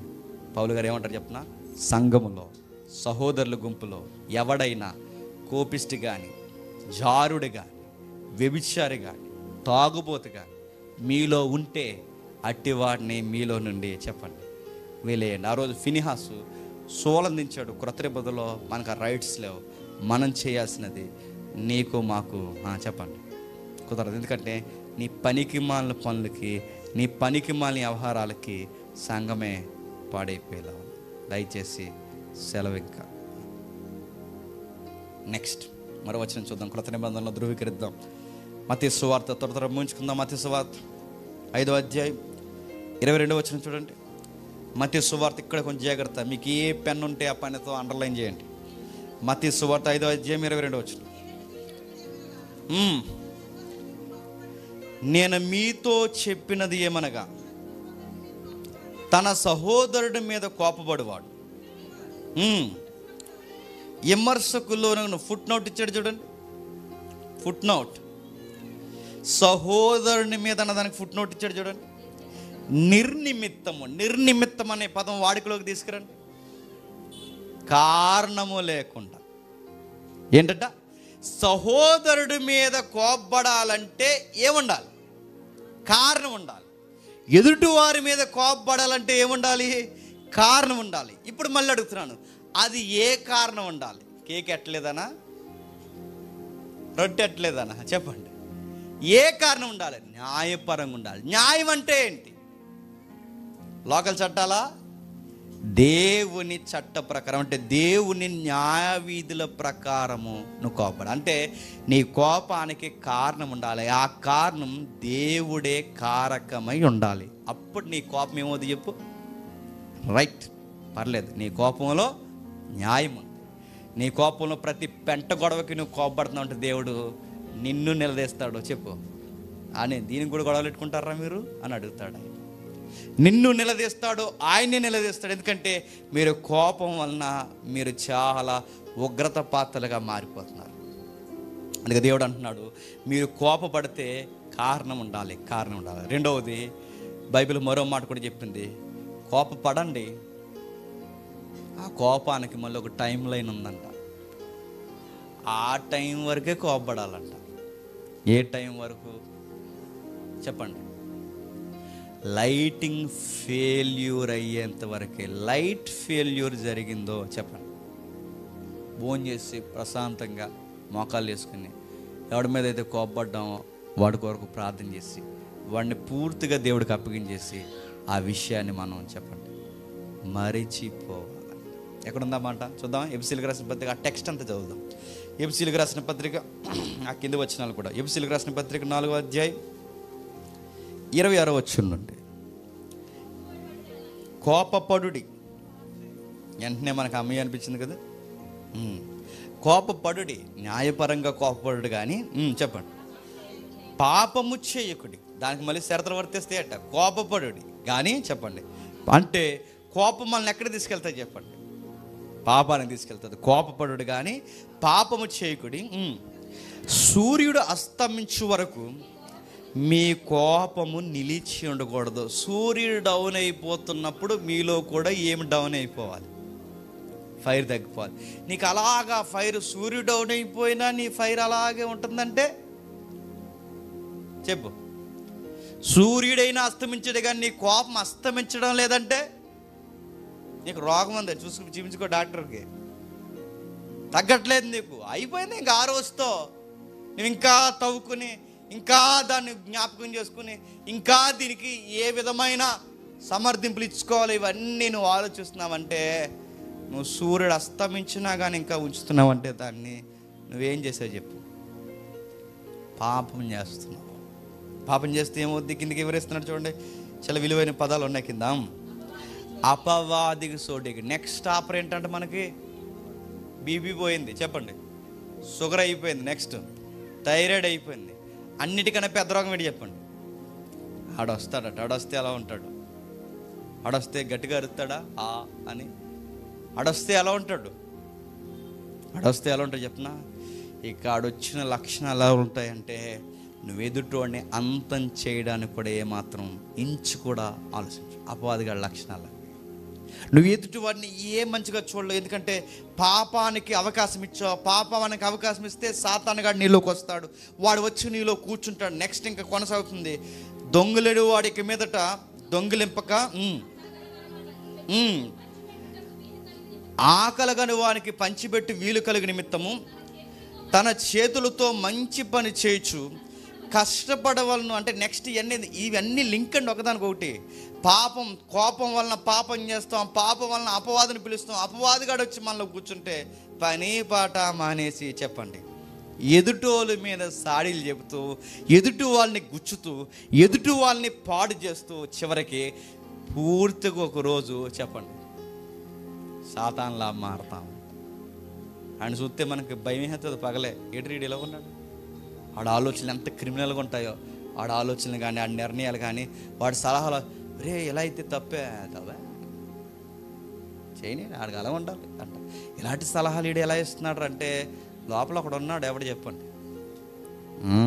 ఆడు వచ్చాడు ఆడిలోకి. అందుకే వాడు అలా తయారయ్యాడు. ఇంకా కిందకి చెప్తున్నాడు, విని వారికి మేలు కలుగునట్లు అవసరమును బట్టే క్షేమాభివృద్ధికరమైన అనుకూలమైన వచనమే పలుకుడు కానీ దుర్భాష ఏదైనా మీ నోట రానేయకండి. చూసా ఎన్నింటికి తీసుకుపోతుందో కోపం. ఎక్కువ కోపపడితే ఏమొచ్చేస్తాయి చెప్పండి? నోటంట వజ్రాలు ఏమొస్తాయి చెప్పండి? ఏమొస్తాయి చెప్పండి? అమ్మమ్మలు తాతీలు నానమ్మలు అందరూ గుర్తు చేస్తారు. దుర్భాషలు, కోపంలో ఏమొస్తాయి? దుర్భాషలు వస్తాయి. కోపంలో అపవాది వస్తాడు. కోపంలో బద్ధకం, పని పాట మానేస్తావు, సాడీలు చెప్పుకుంటూ కూర్చుంటావు. కిందికి దేవుడి ఇది జాగ్రత్త అండి. దేవుని పరిశుద్ధాత్మను దుఃఖపరచుకోండి. మనం కోపపడితే ఎదుటోళ్ళు బాధపడతారు లేదు తర్వాత విషయం. కానీ మనం కోపపడితే నిష్కారణంగా కోపపడితే మరలా సూర్యుడు అస్తమించిన ఇంకా కోపాన్ని అలా నిలుపుకుంటే మనలో ఎవరుండి బాధపడతారు చెప్పండి? చాలామంది సోగ్గా చెప్పుకుంటారు. ఏమని చెప్పినా నాకు చాలా కోపం అండి, అది పెద్ద అవార్డు, మరి నాకు చాలా కోపం అండి. అది ఎలా ఉంది చెప్పినా నాకు అపవాదం అంటే ఇష్టం అండి అన్నట్టుంది. నాకు దుర్భాషలు అంటే ఇష్టం అండి అన్నట్టుంది. కోపం అండి అంటే నీకు అదే ఇదే నీకు కోపం. నీకు బీపీ ఉందా? థైరాయిడ్ ఏమైనా వచ్చేసిందా? నా కోపం అండి. మన కోపం ఉండొచ్చు, అది న్యాయపరంగా ఉండాలి. ఆ కోపం ఎదుటి వాడిని గుణపరిచేలా ఉండాలి. ఇంకా కింద చెప్తున్నాడు చూడండి, విమోచన దినం వరకు ఆయన యందు ముద్రింపబడి ఉన్నారు. సమస్తమైన ద్వేషము, కోపము, చూసారా కేటగిరీలు ఇస్తున్నాడు. సమస్తమైన ద్వేషం వస్తుంది, కోపం వస్తుంది, క్రోధము, అల్లరి, దూషణ, సకలమైన దుష్టత్వం, వీటిని విసర్జించండి. ఒకని యెడల ఒకడు దయ కలిగి కరుణారుధులై క్రీస్తునందు దేవుడు మిమ్మల్ని క్షమించిన ప్రకారం మీరును ఒకరిని ఒకరు క్షమించండి. ఇక్కడ జాగ్రత్త అండి, లాస్ట్ వచనం కేటగిరీ అన్నీ చెప్పి లాస్ట్ ఒక లింక్ ఇచ్చాడు. ఎదుటోళ్ళని క్షమించాలి. ఇప్పుడు ఏదో మనం ఎదుటోళ్ళని గద్దిస్తామండి, అటు తప్పని అటు తెలుసుకుంటాడు, సాయంత్రానికి రేపటికి వస్తాడు. తప్పైపోయిందని అనుకున్నప్పుడు అప్పుడు మనం ఏం చేయాలి చెప్పండి? ఏం చేయాలి? అక్కడ ఉంది చెప్పండి, క్షమించేయాలి. కానీ మనం ఏం చేస్తాం చెప్పండి? క్షమిస్తామా? మొహం చేపించుకు ఇంకా అస్సలు ఇంక చేపించు, బాగోదు, ఇంకా అయిపోయిందిరా ఆ రోజే చెప్పండి. అదే వద్దు. మళ్ళీ నేను ఒక మాట నేను చెప్పిన ప్రేయర్లో, ఒక రోజు నాకు తుల్లు మరి మెలుగు వచ్చిందండి. నిజంగా మీరు కూడా ఒకవేళ మీద ఎక్స్పీరియన్స్ ఉంటే మీరు కూడా దేవుని చెప్పుకోండి. నన్ను వ్యతిరేకించిన వాళ్ళు ఎక్కడ దగ్గర కనబడతారు? ఏ ఫంక్షన్లోనో దేవుడే చూపిస్తాడు వాళ్ళని. మన ఎదురుగానే కూర్చుంటారు భోజనం బాల్లో, చూపిస్తాడు దేవుడు. అలా వ్యతిరేకంగా ఆ రోజు వస్తారు మనకి. ఆ రోజు దేవుడు మనతో లోపల ఉండే ఆత్మ మాట్లాడుతుంది, పరిశుద్ధ ఆత్మ మనకు చెప్తుంటాడు, వెళ్ళి పలకరించు, నువ్వే పలకరించు. లోపల దురాత్మ కూడా ఎవడో సలహిస్తాడు, నువ్వు తగ్గిది వాళ్ళని రాని. ఆ పక్కన ఎవడో ఉంటాడు, మళ్ళీ ఆత్మ ఉంది, వాళ్ళు ఇంకో ఆత్మ ఉంది, ఆడు చెప్తుంటాడు. కానీ మనకి పరిశుద్ధాత్మ లోబడం అయితే ఏ విషయాలు ఎత్తకుండా వాడికి చేతుల్లో చేయబెట్టి, బాగున్నారా, చలకలమైంది, అంతా ఓకేనా? నిజంగా సీన్ జరిగిందండి, అయిపోయింది, ఇంటికి వచ్చేస్తాం. విషయం ఏంటి తెలుసా? మాట్లాడేసాం, క్షమించేసుకున్నాం, ఇంటికి వచ్చేసాం. కానీ మళ్ళీ నైట్ మనకు గుర్తొస్తుంది ఆ పాత విషయాలు. మనకి ఏం చేశాడు అవన్నీ గుర్తొస్తాయి. నేను అడుగుతున్నాను, మళ్ళీ ఆ పాత విషయాలు నీకు గుర్తొస్తున్నాయంటే నువ్వు క్షమించావా? క్షమించలేదు. ఇంకా నువ్వు ఎదుటోళ్ళని క్షమించకపోతే నేను మళ్ళీ చెప్తున్నాను, నువ్వు పరిశుద్ధాత్మని దుఃఖపరుస్తున్నావు. ఎదుటోళ్ళు మనం గద్దించినప్పుడు వాళ్ళు ఏదో ఒక రోజు అడుగుతారు, వాళ్ళు వచ్చి అడిగినప్పుడు మనం క్షమించాలి. మనం వెళ్ళి పలకరించినప్పుడు నేను చెప్తున్నాను, గౌరవంగా ఉంటుందండి. వాళ్ళు మనం పలకరించకపోయినా మనం పలకరిస్తే మనం లోకం దృష్టిలో తక్కువైపోతామేమో, కానీ దేవుని దృష్టిలో శబాస్ అనుకుంటాడు. అలాగే ఉండు.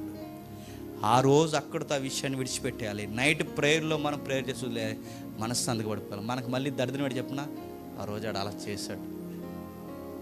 చేశాడు, ఆ రోజు మనకి గుర్తొస్తుంది. అది గుర్తు రాకూడదు. ఎందుకంటే ఇంకా అయిపోయిందిగా, క్షమించేసాక అయిపోయింది. ఒకవేళ అలాగే జ్ఞాపకం చేసుకుంటే ఈ మనసు దేనికి దారితీస్తుంది చెప్పనా? ఆ రోజు ఆడు మనకు చేశాడు, చెప్పండి, రేపు మనం వాడికి చేద్దాం. ఇప్పుడు అదే కదా ఏపీ పాలిటిక్స్ అంటే ఏది చెప్పండి?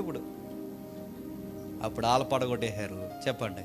ఇప్పుడు మేము పడగొట్టేసి మనం రాష్ట్రాన్ని పడగొట్టేస్తారు ఒక రోజు ఇద్దరు కలిసి. వాళ్ళు పడగొట్టే మనం కట్టేవాళ్ళు లేరు, పడగొట్టేసే వాళ్ళు ఎక్కువైపోయారు. వాళ్ళు పడగొట్టేశారు, ఇప్పుడు వీళ్ళు పడగొట్టారు. అడుగుతున్నాను, ఇవే రాష్ట్రాన్నైనా పాడు చేస్తాయి, మనల్నైనా పాడు చేస్తాయి, కాపురాలను పాడు చేస్తాయి. అందుకే ఎదుటి వాళ్ళని క్షమించాలి. పరిశుద్ధాత్మను దుఃఖపెట్టుకు, ఎక్కువ కోప్పడకు, ధ్యాసానికి గురవుకు, క్రోధానికి గురవుకు, అల్లరగా చేయకు, దుష్టత్వానికి లోనవుకు. ఏదో ఒక రోజు ఆడొచ్చి సారీరా అన్నప్పుడు, సర్లేరా నేను ఆ రోజే దేవునికి వదిలేశానని హుందాగా ఒక మాట చెప్పు, వదిలే. ఎందుకంటే మనం దేవుళ్ళకి వచ్చిన తర్వాత ఇంకెంతగా మనం ఇవన్నీ జ్ఞాపకం పెట్టుకోకూడదురా, మన పాత మనసులు చచ్చిపోయారా, వదిలే ఆ విషయాలని వదిలే అన్నప్పుడు అది ఎంత హెల్దీ లవ్ ఉంటుంది చెప్పండి? బాగుంటుంది. నీకు షుగర్ కంట్రోల్లో ఉంటుంది, చెప్పండి, అడిగి షుగర్ కంట్రోల్లో ఉంటుంది, బీపీలు అన్నీ బాగుంటాయి, హెల్దీగా ఉంటాం, ముఖంలో గ్లో వస్తుంది, బాగుంటాం.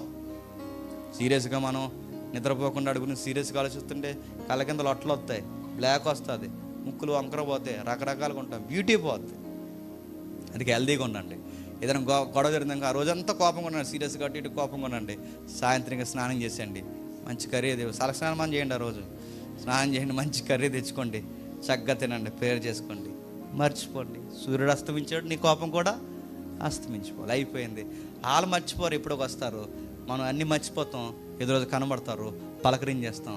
అలా అవాక్కైపోయి, అరే ఏం దాచుకోండి అలా పలకరించాడంటే అదే యేసయ్య బిడ్డలకుండే లక్షణం. అదే ఏమీ దాచుకోరు, అన్నీ వదిలేస్తారు, మళ్ళీ ఒకరోజు పలకరిస్తారు. మరో వచ్చిన చూడండి, త్వరగా ముగించేసుకుందాం.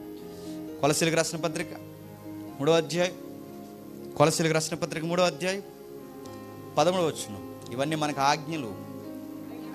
ఉమ్, ఉమ్, ఉమ్, ఉమ్, ఎవడైనాను తనకు హాని చేసినని ఒకడు అనుకొని ఎడల ఒకరిని ఒకడు సహించుచు ఒకరిని ఒకడు క్షమించుడి. ఒకడిని ఒకడు ఏం చేయాలి? గతంలో నాకు హాని చేశాడు, ఆ కాలం అయిపోయింది, సూర్యుడు అస్తమించాడు, ఇప్పుడు నాకు తారసపడ్డాడు, ఆ హానిని ఇంక నేను గుర్తుపెట్టుకోకూడదు. ఏం చేయాలి చెప్పండి? క్షమించా. నేను అలా గుర్తుపెట్టుకున్నా అంటే నాలో ఏముంది? ఇంకా కోపం ఉంది. నాలో ఇంకా కోపం ఉంటే దాన్ని బైబిల్ ఏమంది? పాపం ఉంది. పాపం ఎక్కువ ఉంటే ఏమవుద్ది? అపవాది వస్తాడు. అపవాది లక్షణాలు నాలో ఉంటే నేను ఎక్కడికి పోతాను చెప్పండి? నరకానికి పోతా. అంటే ఎంత సులువుగా కోపం నరకానికి తీసుకెళ్తుందా? తీసుకెళ్తుంది. నరకానికి ఎందుకు వచ్చేసేవారంటే ఈ కేటగిరీలు చెప్తే, ఒకడు బాగా తిండి తిని వచ్చేస్తాడు, మరొకడు ఈరోజు నువ్వు ఎక్కువ కోపపడ్డావు అందుకే వచ్చేస్తావు. కోపం వల్ల కూడా నరకానికి పోతావు అంటే బైబిల్ చెప్తుంది, నరకానికి పోతావు. నెక్స్ట్ మనం జరిగే కార్యక్రమం నేను చెప్తున్నాను. మీరు ఎవరి మీదన్నా కోపం పెట్టుకొని, ఎవరి మీదైనా ద్వేషం పెట్టుకొని, ఎవరి మీదైనా క్రోధం పెట్టుకొని బలలో చేతులు ముంచకూడదండి, గుర్తుపెట్టుకో. అలానే ముంచకండి, ఇంటికి వెళ్ళిపోకండి. ఒకటి చెప్తే అర్థమవుతుంది. కోపతాపాలు గొడవలు పెట్టుకుని వచ్చి ఎందులో చేతులు కలపకూడదంట? బల్లలో, ప్రభు రాత్రి సంస్కరణలో చేతులు ముంచకూడదు.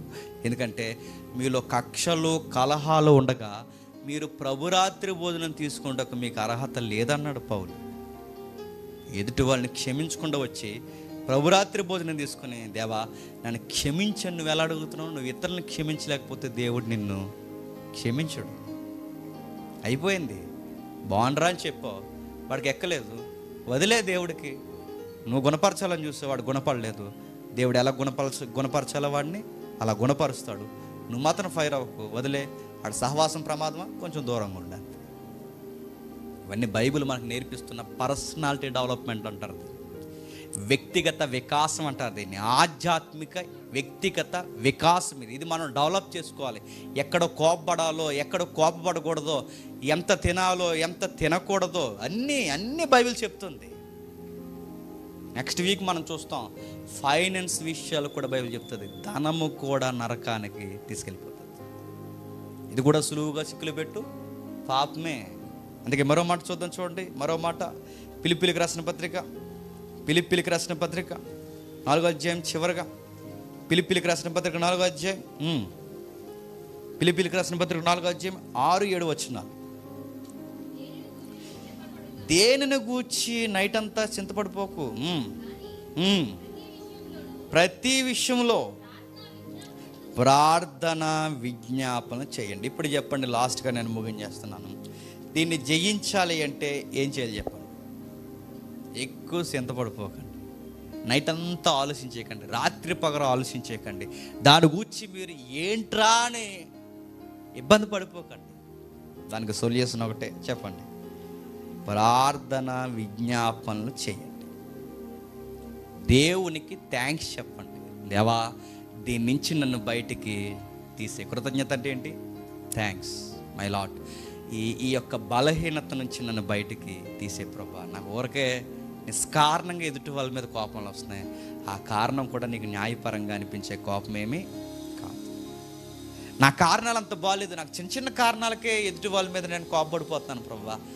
సరైన కారణం కూడా కాదు, నేను కోపపడిన కారణం నీకు న్యాయమై ఉండాలి, అది న్యాయపరమైన కోపం కాదు ప్రభా, కారణం కాదు ప్రభా. అందుకే నన్ను క్షమించమని అడుగుతున్నాను. నాలో ఈ లక్షణం తీసే ప్రభా అని దేవునికి మనం ఏం చేయాలి చెప్పండి? ప్రార్థన చేయాలి. ఇంకా కిందకి చెప్తున్నాడు చూడండి, అప్పుడు సమస్తమైన జ్ఞానంకు మించిన దేవుని సమాధానం ఆడికి నీకు అందరికి ఏమిస్తాడు చెప్పండి? కోపాన్ని తీసేస్తాడు చెప్పండి, సమాధానం పడతారు. అరే ఎలా వచ్చాడ్రా ఆడు, మీరు ఇద్దరు ఎలా అవుట్ అయిపోయారంటే అప్పుడు మీరు చెప్పండి అలాగైపోతాం. ఎలాగైపోయారంటే ఆడికి అర్థం కాదు, మనకు అర్థం అవుద్ది. నైట్ ప్రేయర్ చేసుకున్నాం, సమాధానం పడిపోయాం. ప్రేయర్ చేసుకుంటే సమాధానం పడిపోతారా? అరే కోర్టులో ఇంకా నడుతున్నాయి గొడవలు, వాళ్ళు సమాధానం పడ, వాళ్ళు ప్రేయర్ చేసుకోవట్లేదు, మనం ప్రేయర్ చేసుకున్నాం, సమాధానం పడిపోతాం. ఈ సందర్భం చెప్పొచ్చో లేదో నాకు తెలియదు, కానీ నీల్ రాజ్ బ్రదర్ తెలుసు కదా, నీల్ రాజ్ ఎన్ని మాట్లాడినాడండి మనల్ని. ఎదురుగా ఉంటే, నేను చెప్తున్నానండి, ఎదురుగా ఉంటే ఆ మూతును పగలగొట్టేస్తామన్నంత డైలాగ్స్ మన చుట్టూ ఉన్న వాళ్ళు చెప్పారు. చాలా సలహాలు ఇచ్చారు. చిన్న కేసు పెడదాం, లోకల్కి రప్పిద్దాం, ట్రైన్ ఎక్కేలోపు మళ్ళీ ఇంకొక సేవకుడి జోలికి వెళ్ళకుండా గట్టిగా ఇచ్చేద్దాం అన్నారు. అప్పుడు అంటాం, తర్వాత పరిశుద్ధాత్మ లీడర్ అంటున్నావు అంటాడు. పరిశుద్ధాత్ముడు లోపల కొడేస్తావా, లోపల మళ్ళీ మన గద్దెంపు స్టార్ట్ అవుద్ది. ఆయన కూడా క్రైస్తవుడే, కానీ లోపల మనకు ఆన్సర్ ఏంటంటే దేవుడు చెప్తున్నాడు. ఆయన అక్కడి వరకు విన్నాడు కనుక ఆయనకు అది రైట్ అనిపిస్తుంది. మన సైడ్ ఏముందో ఆయనకి తెలియదు కనుక మనల్ని నేరస్తులుగా చూస్తున్నాడు. సమయం వస్తుంది, ఏదో ఒక రోజు మన వెరసను కూడా ఆయన వింటాడు. ఆ రోజు ఖచ్చితంగా మనం ఏంటో ఆయనకు అర్థమవుద్ది. అప్పటి వరకు మనం మౌనంగా ఉందాం. ఆ ఒక్క సమాధానం అలా మౌనంగా ఉండిపోయామండి. నీలరాజు బ్రదర్ని అట్రాక్షన్ చేసింది ఏంటో తెలుసా? ఆ రోజు హైదరాబాద్లో మీటింగ్ జరుగుతుంటే నా మీద ఎంత పెద్ద లెటర్ రాసి పెట్టాడండి ఆ పోలీస్ స్టేషన్లో. ఇంకా ఆ పదాలు నేను చెప్పొచ్చలేదు తెలియదు, కానీ ఆంధ్ర రాష్ట్రంలో ఉన్న చాలామంది జీవితాలతో నేను ఆడుకున్నానంట. తెలంగాణలో ఉన్న వాళ్ళతో కూడా ఆడుకోవడానికి తెలంగాణ వచ్చాడు. తెలంగాణను కాపాడుకుంటాం, అందుకే ఈ అబ్బాయి మీటింగ్ జరగకూడదని లేడీస్తో కంప్లైంట్ పెట్టించారు అప్పుడు నీలరాజు బ్రదర్. ఆ లెటర్ చూసి నాకు చాలా ఏడుపు వచ్చింది. ఆ టైంలో మనం సమాధానం చెప్పలేము, రిప్లై ఇవ్వలేము, ఎందుకంటే ఇప్పుడు కేసు కోర్టులో నడుస్తుంది. చాలా ఫీక్ స్టేజ్కి వచ్చింది. గొడవలు రచ్చ అయిపోతున్నాయి సోషల్ మీడియాలో. ప్రతి ఒక్కడు మీ జేమ్స్ అంట, అదంట, ఇదంట. నీలరాజు బ్రదర్ వీడియోలు అందరికీ సెండ్ చేస్తున్నారు. నాకు సేవకులు అండి, ఆడెవడో గుంటూరు నుంచి అండి, ఏదైనా పాంప్లెట్ చూస్తే, ఆయన ఎవరో తెలియదు, పాంప్లెట్ చూస్తే ఆ పాంప్లెట్ మీద కాంటాక్ట్ నెంబర్ ఉంటుందిగా, ఆ కాంటాక్ట్ కన్వీనర్కి ఫోన్ చేసి ఎలా తోడితే మీరు మీటింగ్ ఎలా ఇస్తున్నారు, వాట్సాప్ ఆన్ చేయండి, ఆ నీలరాజు బ్రదర్ వీడియోలు ఆ కన్వీనర్కి ఫార్వర్డ్ చేసేవాడు. నీలరాజు బ్రదర్ ఎలా మాట్లాడో మీకు తెలుసు కదా. నెట్ మొదలుకొని అరికాల వరకు మాట్లాడాడు నా గురించి. అన్నీ రకరకాలు మాట్లాడతాడు. ఇంకా ఆయన తోసినవి అన్నీ ఎటకారం చేస్తూ మాట్లాడతాడు. ఒకరోజు నీలరాజు బ్రదరు మా ఫ్రెండ్ మీటింగ్ పెట్టించాడు మళ్ళీ హైదరాబాద్లో. అప్పుడు కేసు గెలిచేసిన తర్వాత న్యాయపరంగా నిర్దోషగా బయటకు వచ్చాం. మళ్ళీ హైదరాబాద్లో మీటింగ్ జరుగుతుంది. ఇప్పుడు మళ్ళీ వచ్చి లెటర్ పెట్టలేడు, ఎందుకంటే న్యాయపరంగా మనం గెలిచాంగా. ఆయన ఒక డైనమోలో పడ్డాడు. మా ఫ్రెండ్కి ఫోన్ చేశాడు, అలాంటితో మీరు ఎలా మీటింగ్ పెడిస్తారంటే, మా ఫ్రెండ్, నా ఇంటర్మీడియట్ ఫ్రెండ్ చెప్పాడు, 10th నుంచి మన ఊరు పక్కనే కనుక, నేను చిన్నప్పుడు నేను తెలుసు కనుక ఒక మాట చెప్పాడు. అసలు జేమ్స్ అంటే ఏంటి నీకు తెలుసా? నువ్వు నోటికి వచ్చిందల్లా కెమెరా పెట్టి మాట్లాడుతున్నావు, నీకు తెలుసా? నీలరాజు బ్రదర్, నువ్వు నాకు తెలుసు కనుక నేను చెప్తున్నాను. నువ్వు తెలుసు, జేమ్స్ నాకు తెలుసు, ఇద్దరు నాకు తెలుసు కనుక నేను చెప్తున్నాను. నువ్వు పొరపాటు పడుతున్నావు. నాకు చిన్నప్పటి నుంచి తెలుసు, మా నాన్నల దగ్గర నుంచి వాళ్ళ నాన్నగారికి పరిచయం, నీకు తెలియదు జేమ్స్ అంటే ఏంటన్నా చెప్పాను అంటే అప్పుడు చెప్పాడు. నువ్వు విన్నది ఒక సైడే, రెండవ సైడ్ నువ్వు వినలేదు. విషయం అంతా మా ఫ్రెండ్ చెప్పాడు. నిజమా ఇది అంటే నిజమే. మరి ఎంత జెన్యున్గా తన వైపు ఉన్నప్పుడు నన్ను ఎందుకు ఒక మాట కూడా లేదంటే ఆయన అండో. మరి ప్రతి ఒక్కరూ వాళ్ళ వైపు న్యాయం ఉన్నప్పుడు కనీసం కొట్టడానికైనా వస్తారు. మరి వాళ్ళ యొక్క అనుసరులు కూడా నన్ను ఎవరు ఏమనలేదు. ఆయన అన్నివ్వడు. అప్పుడు అన్నాడు, వీలైతే ఒక్కసారి జేమ్స్తో మాట్లాడిస్తావు. ఆ నైట్ మీటింగ్ అవగొట్టుకుని Hyderabad outskirts Ramoji film city దాటి మేము బయటకు వచ్చాం. మా ఫ్రెండ్ నాకు ఫోన్ చేస్తాం, నీలరాజు బ్రదర్ మాట్లాడుతా అన్నారు. వెరీ గుడ్, ఇప్పుడు మాట్లాడమండి, ఇప్పుడు రికార్డింగ్ చేసుకుని పర్లేదు. ఫోన్ చేస్తాం, క్వశ్చన్స్ అడిగాడు. నేను చెప్పిన ప్రతి దానికి ఆన్సరు నెట్లో జడ్జిమెంట్ కాపీ ఉంటుంది. నా అబద్ధమైతే జడ్జిమెంట్ కాపీ, అబద్ధమైతే గుండిగించుకుంటారు, మీరు చూడండి అని చెప్పాను. బ్రదర్ ఒక మాట్లాడాడు, సారీ బ్రదర్ తప్పు అయిపోయింది. మళ్ళీ నెక్స్ట్ టైం హైదరాబాద్ వెళ్ళినప్పుడు కలిశాడు. ఒక పార్కులో సింగిల్గా వచ్చాడండి. కొట్టాలనుకుంటే అప్పుడు కొట్టచ్చు.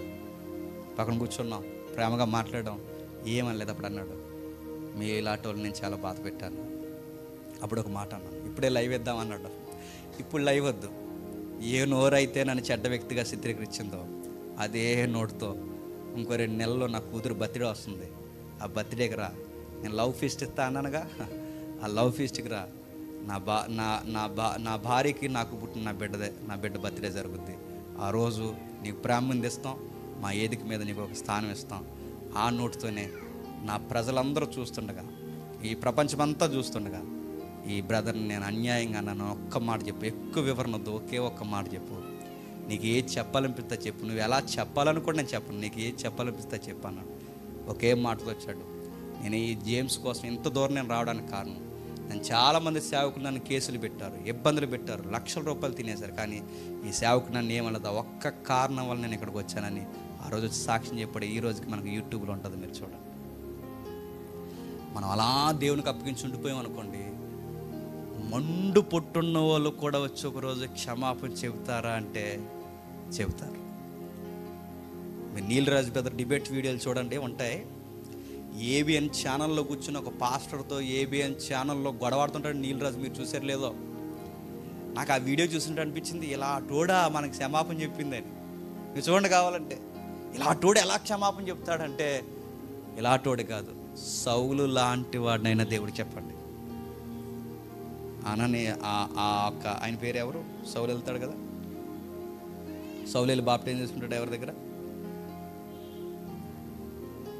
సౌలు వెళ్ళి బాప్టిజం తీసుకుంటాడు కదా. సౌలు గారు మారు మనసు పొందిన తర్వాత ఆయన భయపడిపోతుంటాడు, ఆమెదో ఉంటుంది. ఆయన దగ్గరికి వెళ్ళి బాప్టిజం తీసుకున్నప్పుడు అప్పుడు అంటాడు, ఈయన ఎలా మారుతాడు దేవుడు అంటే, దేవుడు అంటాడు, నేను ఏర్పరచుకున్న పాత్ర ఆయన మారాడు. నేను ఎందుకు చెప్తున్నాను చెప్పిన, ఓపికగా ఉన్నాం అనుకోండి, ఆ రోజు మన మీద కత్తిలేసుకొచ్చేసిన ఒక రోజు చెప్పండి, వదిలేయండి ఆ రోజు ఇంకా అలా జరిగిందని. ఏదో ఒక రోజు మన దగ్గరకు వచ్చి ఏమంటారు చెప్పండి, అంటారు మీ టైం అయిపోయిందిరా చెప్పండి, మా టైం వచ్చిందిరా, నేను ఇలా ఎగదోసావనుకో దేవుడు కూడా ఎగదోస్తాడు, నీకు గుర్తెట్టుకో. వాళ్ళ టైంలో అలా ప్రవర్తించారు, మన టైంలో మనం చెప్పండి అలా ప్రవర్తించకూడదు. మన కోపడంలో ఒక న్యాయం ఉండాలి, మన సమాధానం కోరుకోవాలి, మన కోపం సూర్యుడు అస్తమించే వరకు ఉండాలి. ఆ రోజుతో ఆ విషయాన్ని చెప్పండి వదిలేయాలి. అందుకే ఒక మంచి స్నేహితుడు దొరికాడు మనకి నీలరాజు బ్రదర్. అప్పటి వరకు ఆయన చాలా జెన్యూన్ అండి. నేను అనుకునేవాడిని ఏదో బీజేపీతో తొత్తులో ఉంది, ఏదో ఉంది, మొత్తం మా తొత్తులో ఉంది, ఇలా మాట్లాడతాను. కానీ నిజంగా చెప్తాను, ఆయన క్రైస్తవం పట్ల చాలా ఫైర్ ఉంది. ఆ ఫైర్లో దొంగ సేవకులను ఎండగట్టాలన్న ఒక ఇది ఉంది ఆయనకి. ఆయన విజన్ గొప్పదే, కానీ మనం కూడా అపార్థం చేసుకుని, ఎందుకో తెలుసా, కమ్యూనికేషన్ లేకపోవడం వలన. ఆ కమ్యూనికేషన్ ఏది తీసుకొచ్చింది చెప్పండి, మన మౌనం చెప్పండి, మన సమాధానం ఎదుటి శత్రువులను కూడా మనల్ని ఏం చేస్తుంది చెప్పండి, మిత్రులుగా మార్చేస్తాం. ఇది ఎప్పుడు ఎక్స్పీరియన్స్ చేయండి. ఇంకొన్నారు కొంతమందికి లవ్ ఫీస్ట్ ఇవ్వాలి, వస్తారు, త్వరలో వస్తారు, చచ్చిపోయేలో కనీసం దినభోజనంకైనా వస్తారు. అప్పుడైనా వస్తారు కదా, చచ్చిపోయికి రారండి, ఎన్ని గొడవలోనే చచ్చిపోయి వస్తారు కదండి. ఆ రోజు చచ్చిపోయే ముందు పేర్లను రాసి ఈ లెటర్ వాళ్ళకి ఇవ్వండి అని చెప్పాలండి.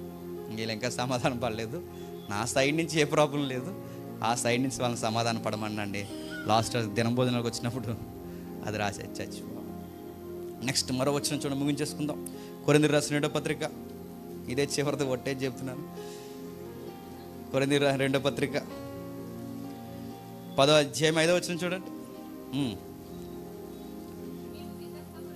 మేము తర్కములను దేవుని గూర్చిన జ్ఞానమును అడ్డగించు ప్రతి ఆటంకమును పడదోసి ప్రతి ఆలోచనను క్రీస్తుకు, ప్రతి ఆలోచన ఎవరికి లోబరి చేయాలట, క్రీస్తుకు లోబరిస్తే మన కోపాన్ని, మన క్రోధాన్ని, ప్రతి దాన్ని క్రీస్తుకు లోబర్చి ఆ బలిపీఠ మీద మనం అర్పణిస్తే అన్నీ ఏమైపోతాయి చెప్పండి, సమాధానకరంగా మారిపోతాయి.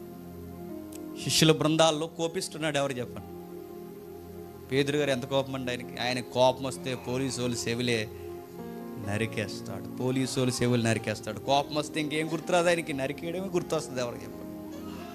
అలా నరికేసి వీడి సేవ్ అంటే అసలు నేను నరకాలనుకున్నది సేవ్ కాదు, మరి తల ఏటి మిస్ అయిందంతే, జస్ట్ మిస్. శిష్యులు ఇంకొకరు ఉన్నారు, ఉరిమేడేవారు అంటే యాకోబు యోహాను బ్రదర్స్ కదండి. వీళ్ళిద్దరికి యేసుప్రభు వారు పెట్టిన పేరేంటి చెప్పండి, ఉరిమేడేవారు అంటే పెలపెలమని మెరుపులాలు వస్తాయి, ప్రతి దాని కోపం వచ్చేస్తుంది వీళ్ళిద్దరికి. ఎవరికి? అన్నదమ్ములిద్దరికి. అలా ఒక రోజు ఏమంటారు చెప్పండి, దేవా నువ్వు సెలవి, వాళ్ళ మీద పిడిగడిపోలే చేసేస్తా ఉంటారు. ఎవరు?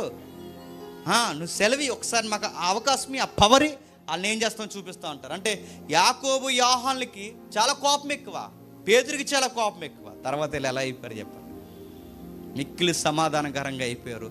పేతురు ఎప్పుడైనా పర్సనల్ విషయాలు కోపడ్డా?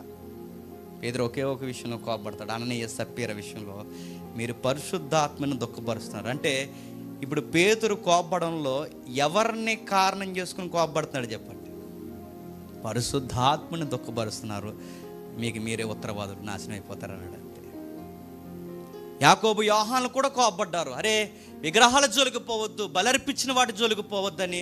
యోహాను ప్రకటన గ్రంథం రాస్తూ ఎంత ఫైర్ అయ్యాడు సంఘాల మీద.